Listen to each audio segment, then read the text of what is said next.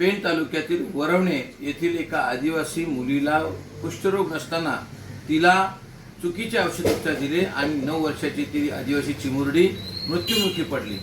मागील 1.5 वर्षापासून त्या मुलीचे वडील, आई वडील आणि मी स्वतः म्हणजे आणि ग्राम संवर्धन सामाजिक संस्था, राजीव गांधी पंचायत राज ह्या सगळ्या संघटना वारंवार प्रशासनाकडे विनंती करतोय की हा अक्षम्य गुन्हा आहे। कारण त्या मुलीच्या मृत्यूला जबाबदार जी काय आरोग्य यंत्रणा असेल किंवा जी एकात्मिक आदिवासी विकास प्रकल्प यंत्रणा असेल ह्या सगळ्यांवर गुन्हे दाखल होणं गरजेचं आहे। आम्ही वारंवार FIR ची मागणी करत आहोत। ज्याविषयी अधिवेशनामध्ये 4 आमदार प्रश्न उचलतात तरीही प्रशासकीय यंत्रणा लक्ष देत नाही, टाळाटाळ करते।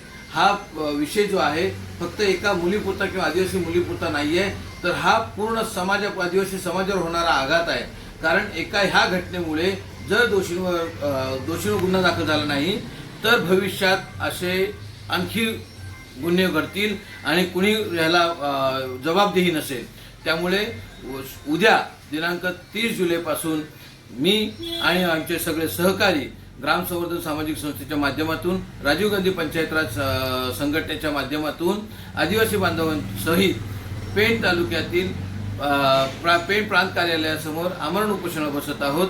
आणि त्या उपोषणाचा उद्देश असा आहे की जोपर्यंत दोषींवर गुन्हे दाखल होत नाही, FIR होत नाही, तोपर्यंत आम्ही माघार घेणार नाही।